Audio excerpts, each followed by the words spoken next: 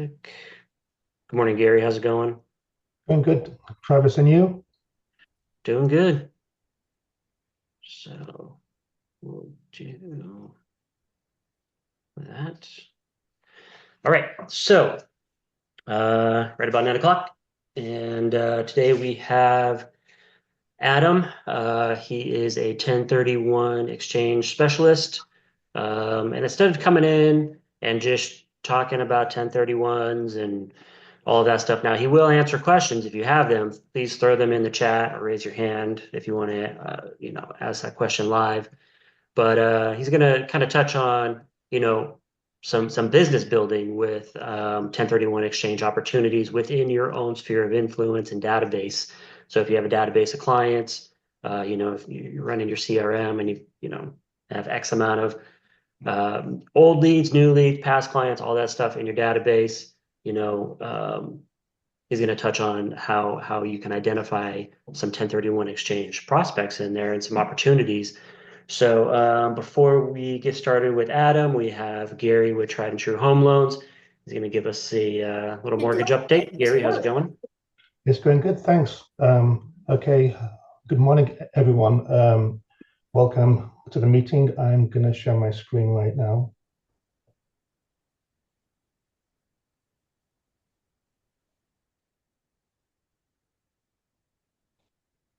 Are you seeing it? The Online Resources Center? Yeah. Okay, so yeah, my name is Gary McDonald. I'm with the Tried and True Home Loans, which is basically a sister company of Rise Realty. And to find us, just go into the Rise Realty back office and you'll see our logo and click on the logo and you'll find all the contact information for all the loan officers there. So if you do have any loan scenarios or need some clients pre-approved, please reach out. We would love to earn your business. So that's done. So meeting today. So these are the rates we are looking at.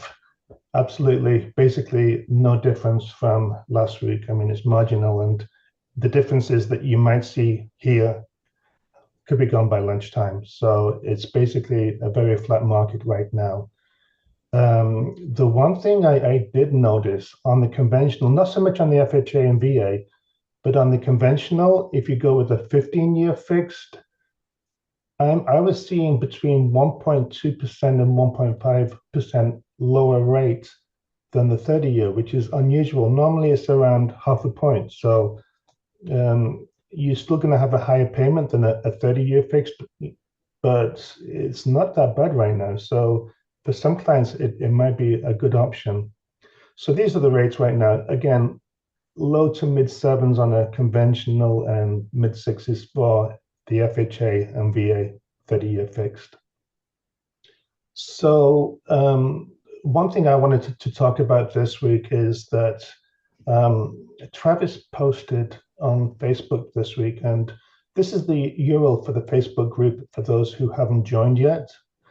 But he posted this article about the market last year being very, very slow. The sales volume is the slowest since 1995. And part of the problem is the affordability that buyers just can't afford the properties because of the high rates, which is, I mean, we can work a little bit with the rates, but not to the extent that we can bring it down that much.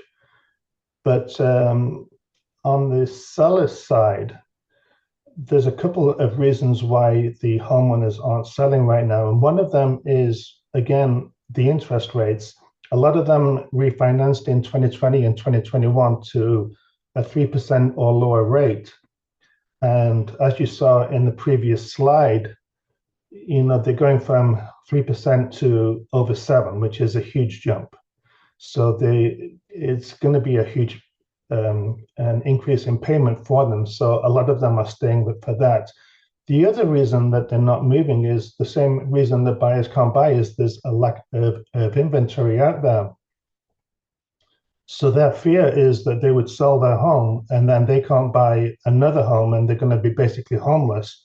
And they may not buy for a year or two, and home values are still going up.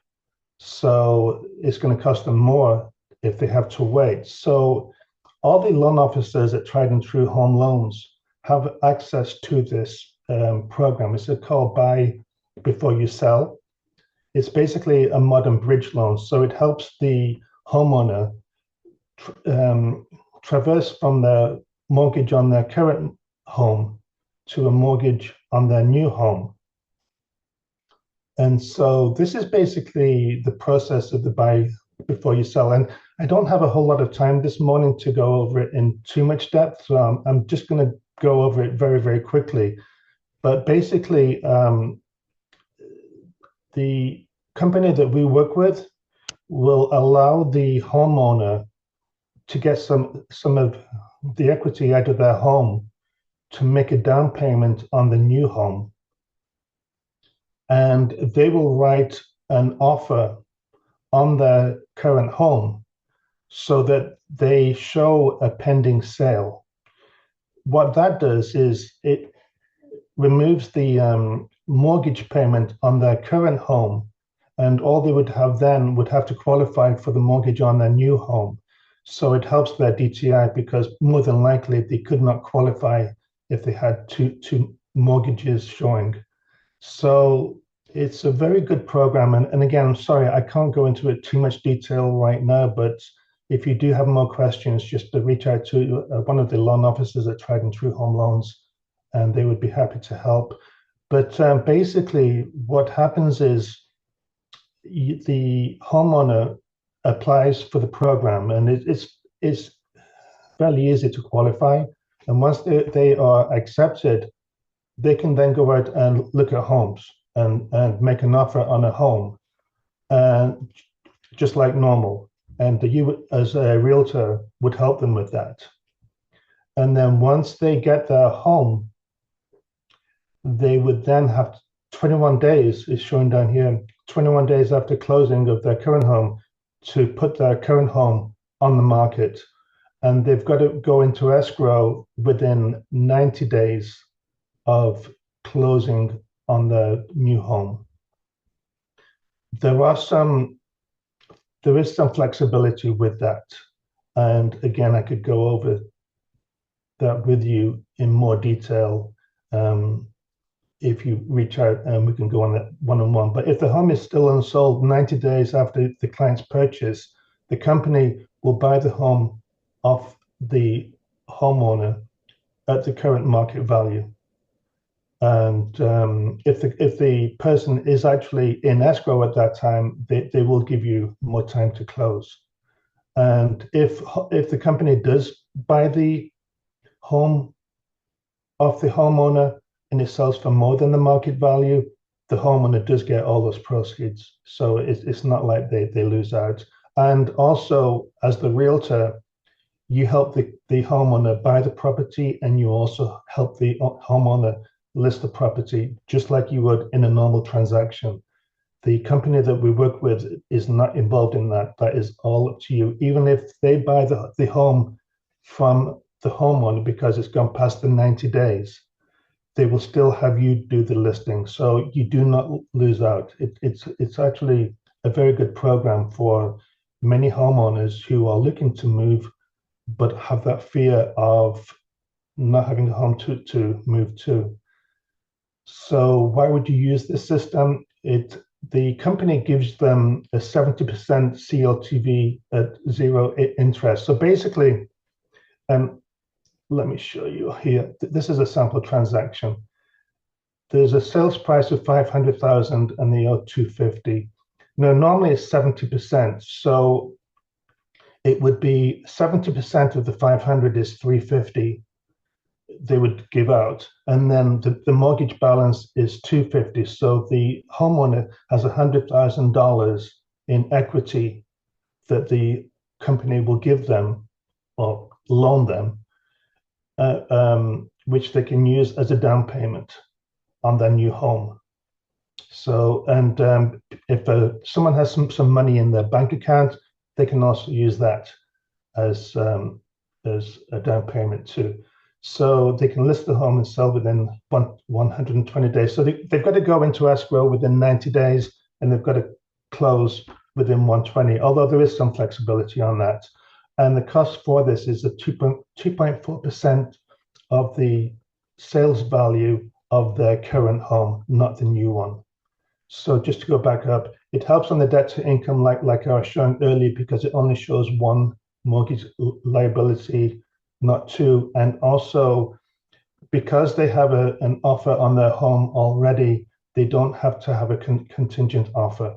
So this is actually a really good program. And then the property requirements of the current home, single family home, townhome, and condos, it's got to be less than a 5-story building, which in Southern California, maybe in some of the newer areas, it might be an issue. But loan amount to, I think it's actually 2.5 million now. And it's no FHA, and it's only primary residences. It's not investment properties, and I think also 55 and over won't work either. So this is the property requirements. Like I was saying, it's 2.4% of the final sales price, or minimum of 9,000 for a home value under 375. Which, good luck finding that in Southern California. And then they've got to pay the cost of inspection and closing costs of those amounts.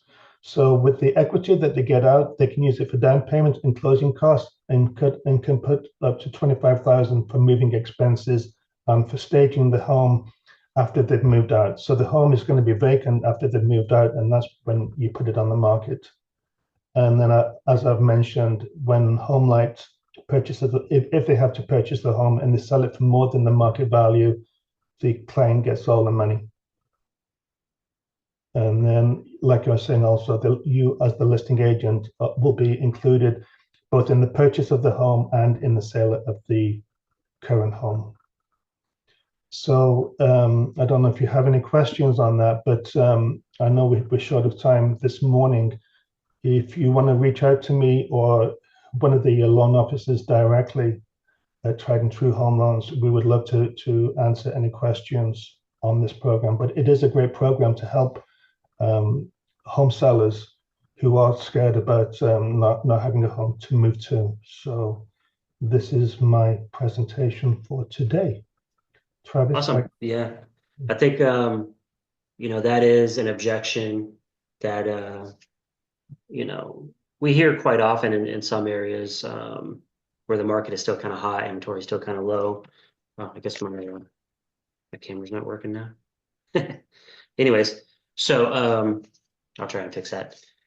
So this is a good thing to, possibly bring up, and we can help with some flyers and things like that if this is something you want to add into your listing presentation, or if you just want to have some media available to help maybe some of those home sellers get off the fence there and make that move, because now there really is nothing going to hold them back from going and identifying the property that they actually do want to purchase, and the fear of not having a home essentially during the sale. So yeah, great program. I'm going to try and fix my camera here, but thanks for that, Gary. marketing material, we do have that. So if they want to send out emails or social media, that type of thing, we do have marketing that they can brand for themselves. So again, just reach out to us. Yep. Yeah, just reach out to us and we'll get you some media for that. So, all right. Next up, we have Adam. He is a 1031 exchange specialist. And he's going to chat today. If you have questions about 1031 exchange, either raise your hand and we'll unmute you, or you can throw them in the chat and then we will answer questions kind of as we go here. But he's not going to just talk about 1031 and what it is and all of that. We have information on that in our back office, and actually a previous presentation that Adam did in there, the recorded series. So today we're going to talk a little bit about identifying some opportunities in your database to try and drum up some business with 1031 exchange. Good morning, Adam. How's it going? Good morning. Thank you for having me here again. Can you see my screen? I can, yep. Perfect. All right. So today's presentation, I have done the basics seminar. I host webinars every week if you want to learn more about like the process of the 1031 exchange and stuff like that. But given how the market's been and just looking for new transactions and new ways to find business, I came up with this seminar for 2025, and it's basically 10 reasons to do the 1031 exchange. And I really wanted to um, Oh, and don't forget, this is my cell phone. If you want to call or text me, a lot of my agents, they bring me into the call early with some of their clients. Just makes their clients feel confident, like, hey, this agent has a 1031 exchange resource and has the answers to those questions. So I want to point that out. Um, I'll just start out with like two basic slides before we get into the top 10 reasons, and then I'll try not to take too much time. And Travis, cut me off if I go over my allotted time. You'll be Um, fine. so the 1031 exchange, as many of you know, is for long-term investment only, and it is a tax deferral program. And it allows an investor to defer the payment of capital gains tax by exchanging investment property for other investment property.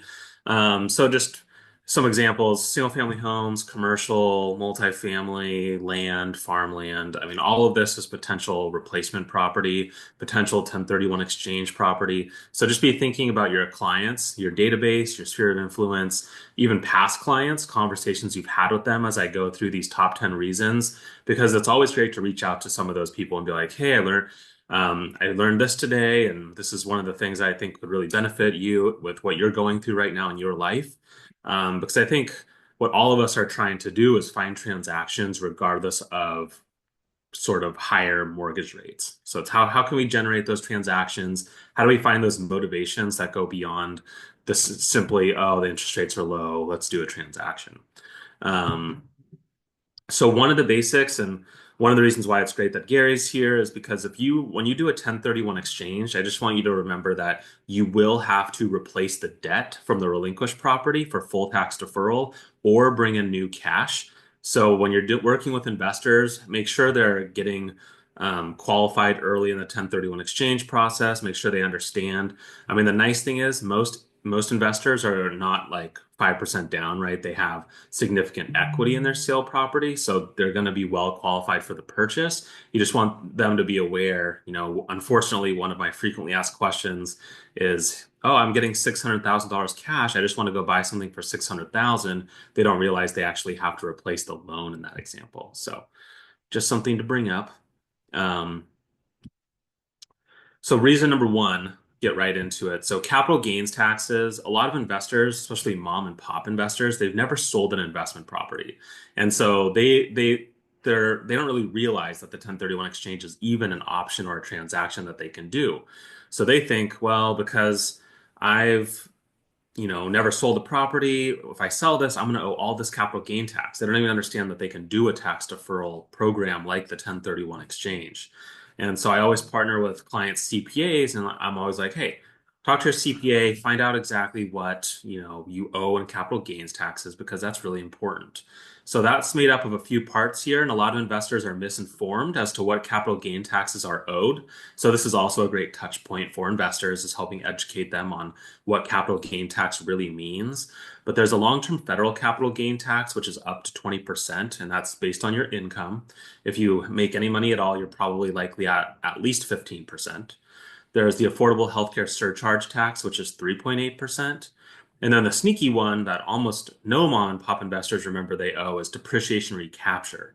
And that's a significant tax because if your client has depreciated their property for even $100,000, they would owe $25,000 in depreciation recapture on that amount. And then, of course, there's state capital gain tax, which unfortunately in California is the highest in the country. And we're going to go over a little bit about, leaving California, but that is, my overall tax liability picture for my clients is typically between 28 and 33%, which is a significant portion of those capital gain taxes.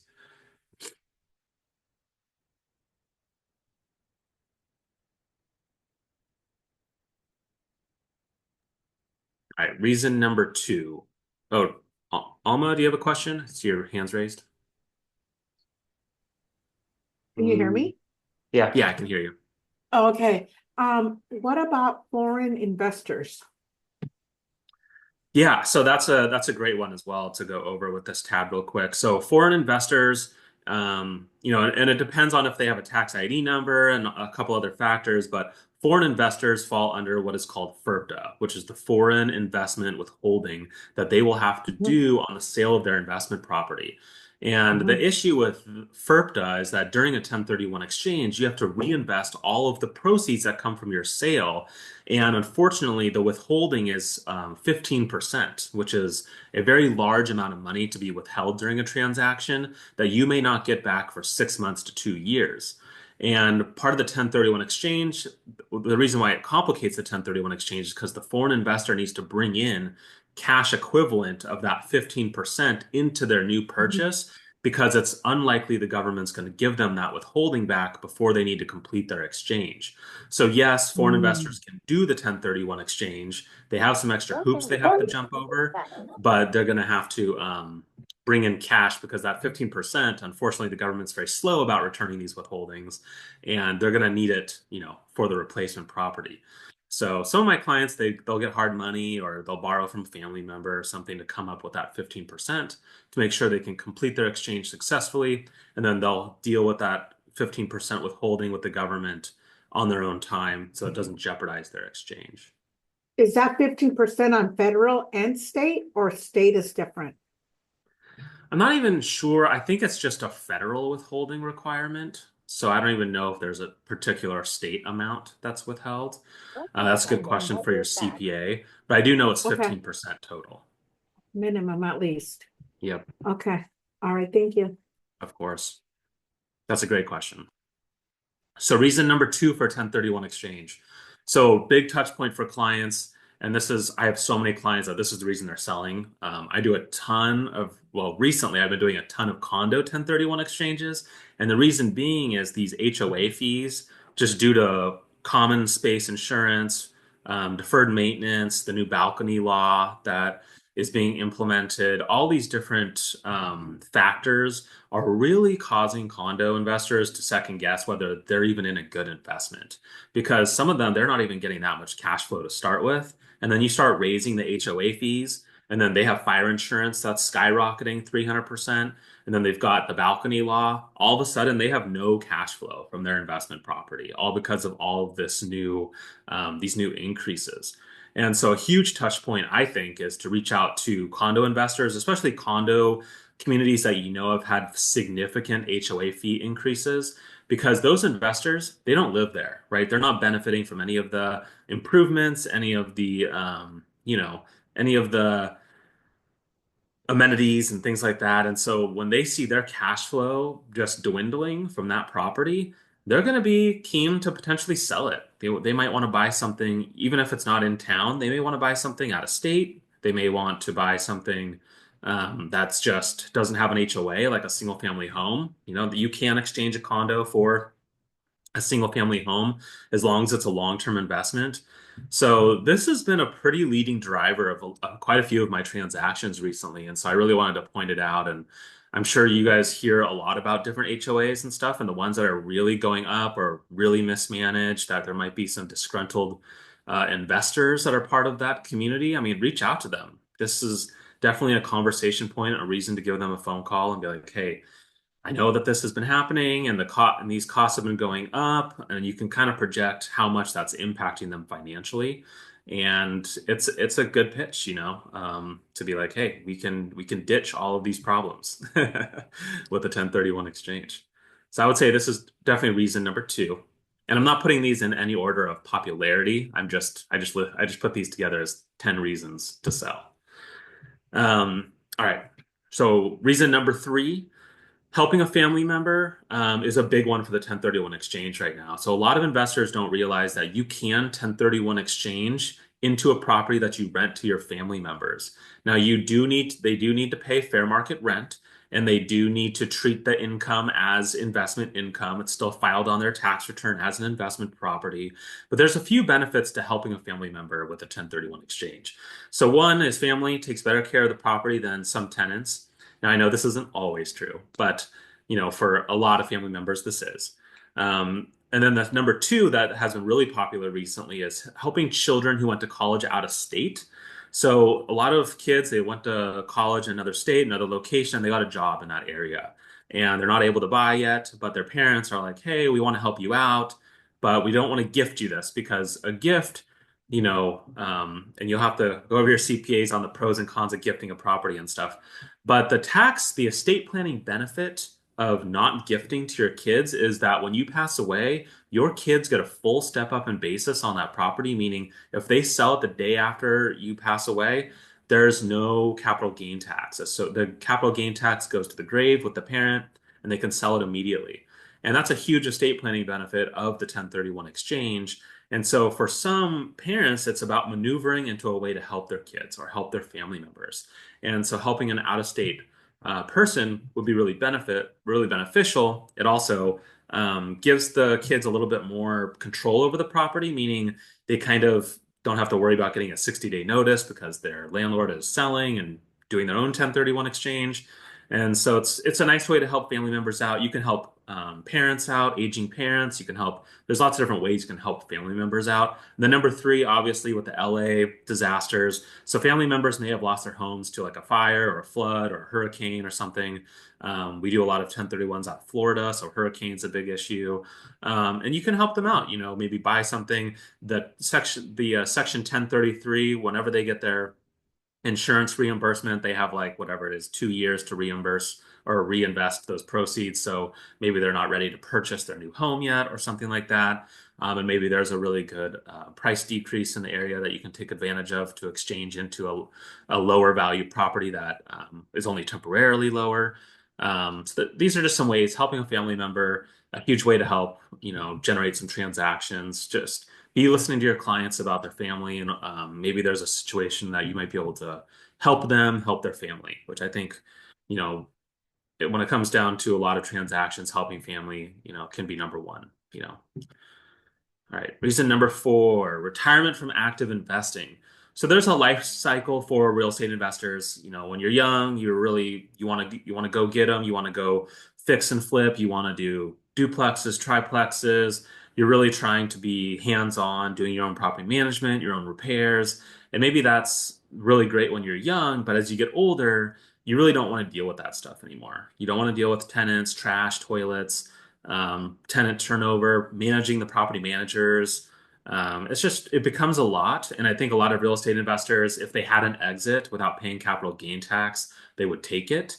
So one of those exits is called the Delaware Statutory Trust. It's just a fractional ownership with no management. One example of a DST is ESPN's corporate headquarters. It's owned by a bunch of 1031 exchange investors. You get to exchange into the exact amount of equity and debt you need, which is nice. So it's really curated for 1031 exchanges, and it's 100% passive.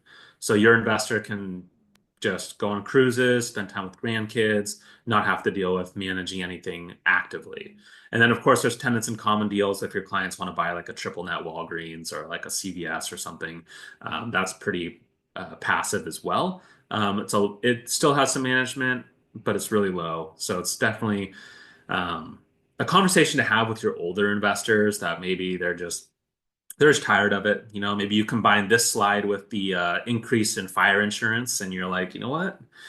Now might be a good time for you to exit your portfolio or even just one of your properties and give one of these a try. You just get automatic direct deposit. Everything is already stabilized and managed, and there's just super low burden, which is nice for some of those investors.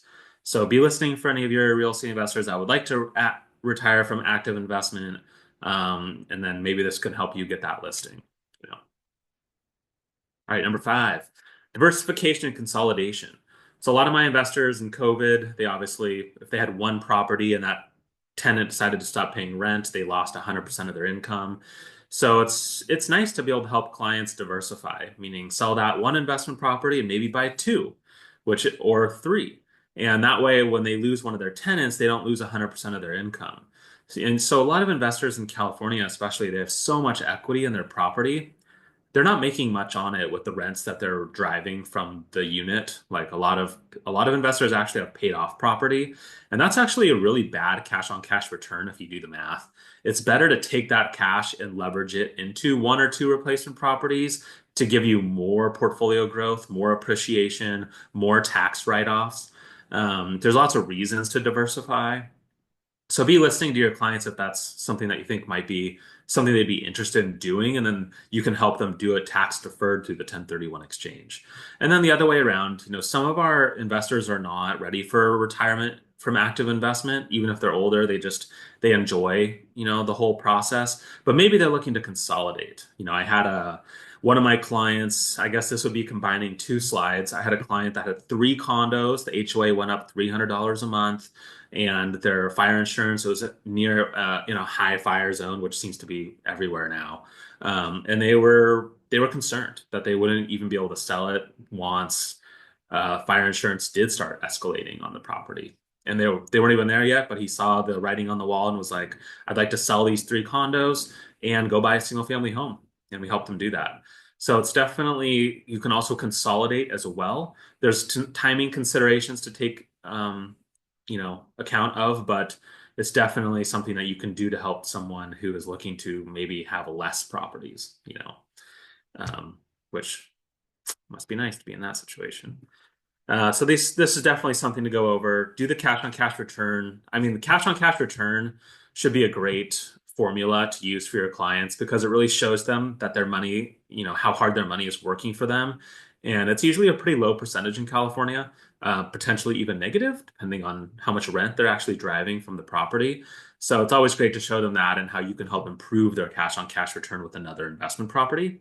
And then, of course, risk, let's just say you owned a bunch of investment properties. I had an investor up in the Pacific Palisades area that our client managed, and she had three properties in the Palisades, and you're losing three properties in one area because of one fire. And so maybe they just want to help diversify their risk across different geographical regions. That might be a reason that they would want to do a 1031 exchange. So just trying to brainstorm some reasons, but portfolio diversification or consolidation is a great point to keep in your armory of convincing reasons. All right. Reason number 6, out-of-state investing. So 30% of my investors leave California. And that has been, I've been doing this for over 8 years now, and that's been a considerable increase. I think maybe when I first started, it was 20%-ish, and now it's 30%. So it's just not getting any smaller. People are looking to exchange into other parts of the country, just for affordability reasons, but also just cash flow reasons or just risk mitigation. Maybe they want to try a state that doesn't have fires, or less of them. So this is one of the things that to keep in mind. And I know you're not likely getting both sides of this exchange. I know it's great as an agent when you can broker the sale and the purchase and in the same community. But this is definitely an excellent reason to help drive some interest in the 1031 exchange. Is, hey, did you know you can exchange out of California? Even state capital gain tax. Now, I do want to note that California has a clawback provision, so you just want to be aware of that because when you 1031 exchange out of the state, the Franchise Tax Board does require you to report the property as tax deferred, which is not a big deal. Your CPA, it's like one form. They'll fill it out every year, but you just want to be aware of that. If you don't fill it out, they assume you sold that property in the other state. Now you owe California their taxes back when you sold here. So definitely a cool opportunity for investors looking to invest in other areas. Also diversification, when you sell a property in California, you can in some of these other states, you can buy like 3, 4, 5 properties, which is cool. So it gives you more diversification, more cash flow, lots of different units. So lots of benefits to that. It does have to be domestic though. So I want to point out that the 1031 exchange is domestic for domestic property only. What Yeah, are you, unfortunately, you can't exchange for foreign property. So what are it's you seeing a lot of the reasons that I mean, you covered some of it, but why are these investors leaving? Is it the rents? Is it the HOAs? Is it kind of all of above that you've kind of gone over that it's just not becoming, very easy or profitable, I guess, to be a landlord in California? Yeah, I think it's also the risk for there's a lot of tenant protections that have been getting implemented by the state. And Mhm. so squatters' rights, lots of ways that tenants can really screw over a landlord. And I think that that is one of the reasons why investors are like, you know what, I don't want to deal with these issues. I mean, even like I had a client up in Berkeley, which I know is their tenant rules are a little restrictor for the city, but she had to pay $45,000 to get her tenant out of the property because she needed, yeah, it was Yeah. insane amount of money. I saw Cash. one in San Francisco that was 100,000. That was in the news. Oh, Yeah. That jeez. was like last year, maybe a year and a half ago. So Yeah, and it, just crazy, you know? yeah, it's risky, and Yeah. so I think it's just all the above. It's a lot of investors getting fed up with it, and so it's a great way to get the hey, you know what? It's cool to invest somewhere else. I'll help you do that, and you can even help refer them to an agent in another state, and Yeah. help figure things out. But Yeah. All right. yeah, right. All right, reason number 7. And by the way, I have like exchange guides. I offer other webinars that I teach for other topics. So I'll be sending all this to Travis to send out to you guys after this. So stay tuned for that. Reason number 7. So combining forces for larger investments. So one of the 1031 exchange requirements is that the same taxpayer on title to the sale property must also be on title to the purchase property. But the nice thing is you can still purchase with other investors as long as you choose the right ownership structure. So there's two common partnership structures. There's tenants in common, where you own a percentage of the real property. And there's a partnership where you are buying shares in a corporation or a partnership. And for a 1031 exchange, the tenants in common is the best because it allows you to buy a percentage of the property exactly that you need for your 1031. So let's just say you sold for $1 million net of all escrow, title, closing fees, and you needed $1 million of replacement property. Well, you could go buy a $2 million duplex and buy 50% with another investor. And so it's really cool that it allows investors to kind of work together, get larger properties that they normally couldn't afford. And so, or even combine and invest together with family members. And so it's a cool way to kind of combine their investments. So if you have any investors that might be looking to do something like this is the best way to do it. It allows them to partner up, get into a bigger property. So maybe they're selling that condo and looking to buy a single family home and build an ADU on it or something in the future and really add value to their portfolio. And then you can help them do that. And so just make sure you advise them to talk to their CPA as far as the ownership structure to make sure they're taking title to an equal to or greater amount of property. But yeah, definitely a great way to trade up, hopefully gets you a transaction that's escalating into bigger properties.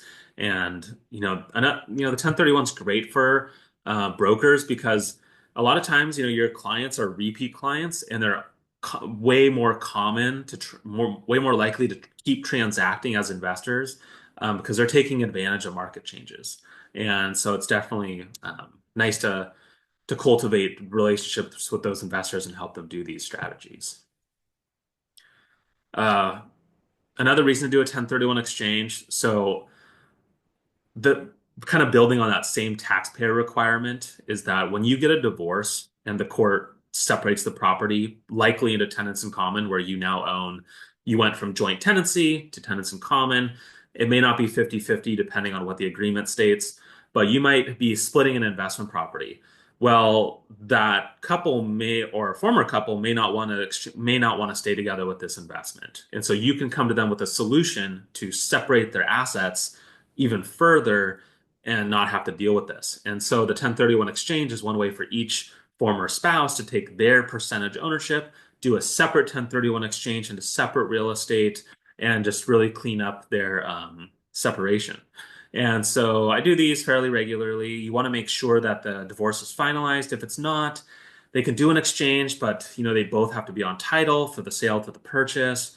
There's just different considerations with their CPA that they'll have to take into consideration, but still possible. And you want to help, we're always looking, and in real estate, it's always about those life changes, right? What's going to drive a transaction, right? There's a death in the family, there's a separation, there's downsizing, upsizing, all the different reasons. And so this is one of the ones for the 1031 exchange to keep in mind, to help that you can help advise them through a difficult and challenging time and maybe help provide some separation from those assets if they need. So definitely something to keep in mind. Number 9. All right, so this one I would almost say this might be the number one reason to do a 1031 exchange from a pure numbers standpoint. So I want to explain that. So when you own an investment property, you get to depreciate it, and I'm not going to take into account accelerated depreciation for this example. We're just going to do the straight line depreciation method, which most investors use. So residential investment property depreciates for 27 and a half years, commercial property 39 years. So what happens when you run out of depreciation?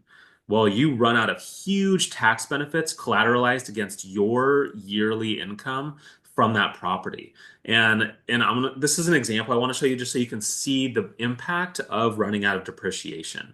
So if you had $1 million property that you sold that had a $700,000 depreciable improvements, that yields a depreciation deduction of $36,000. Oh, sorry. This was blocking it. So let's just say there's $36,000 of income coming from your rental, and there was $700,000 of depreciable improvements. Because remember, land can't be depreciated, just just the improvements on the land. So at the end of the year, you have to report that $36,000 of income less depreciation. So when you take a $700,000 of improvements and divide it by 27 and a half years, you get $25,500 of yearly depreciation benefits that you get to deduct against your income on the property. So when you deduct your expenses and your depreciation on $36,000 of income, your taxable rental income is only $5,500. That is way less than you would have if you did not have those depreciation benefits. And so when you run across a client that's owned a property for more than 27 and a half years or is out of depreciation, I mean, it's a no-brainer. Do a 1031 exchange, buy a property of greater value with more appreciation, and get those tax write-offs back because you're losing out on so much money every single year because of running out of depreciation. So definitely low-hanging fruit. This is an easy conversation to have. And you don't even have to be the one to explain it fully. You just point them in the direction of their CPA and say, hey, would love to, have you talk to your CPA, and then let's talk after and see if there's something we can do here. Because running out of depreciation is like, I know 27 and a half years is a long time, but you'd be surprised how many investors have held their property for this long. So it's definitely a worthwhile conversation to have. All right, reason number 10, simplifying your estate plan. So when I talk to investors, and I hear all these different reasons to do a 1031 exchange. Some of them are not very common, so that I didn't go over them in this presentation.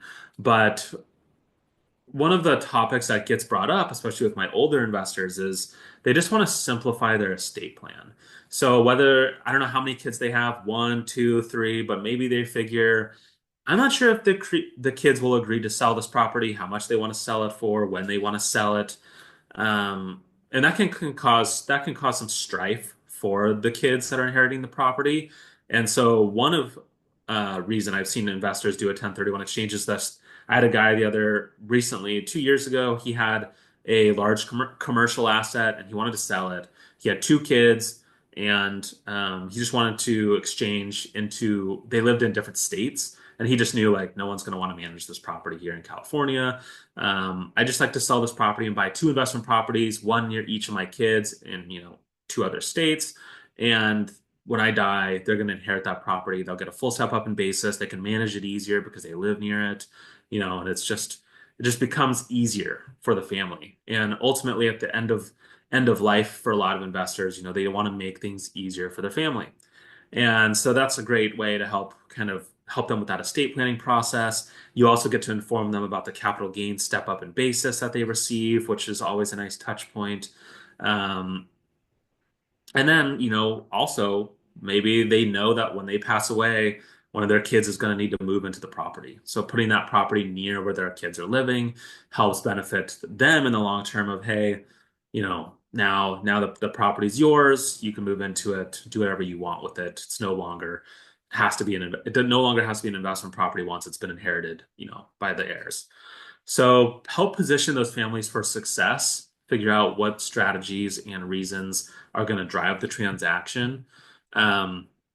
Briefly, I just want to go over, I know this is not my basic seminar, but the most common 1031 exchange structure is 180 days. It's called the delayed exchange, and it begins at the close of escrow on the sale. So you're going to list that property just like any other property.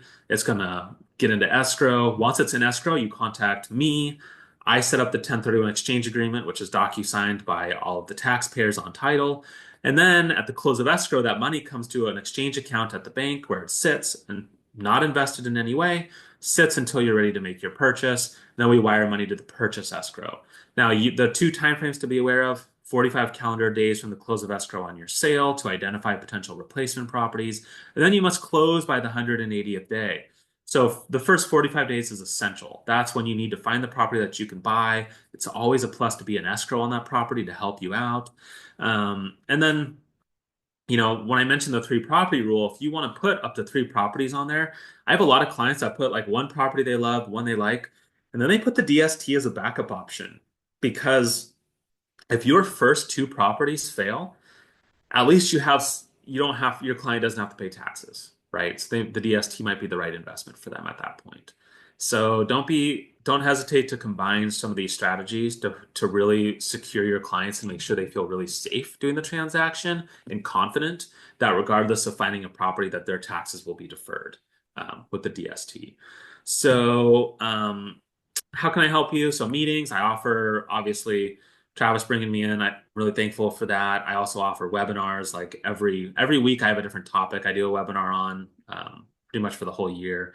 Strategy, marketing. If there's any way that I can help you curate some marketing to go after some leads and to try to find some investors, let me know. I'm happy to jump on the phone and put something together with you that would be effective and to help get people in a room. I really just want to be a partner for your business. If you have 1031 exchange questions, you can even text me. Let me see if I have. Oh yeah, so that's my cell phone number again.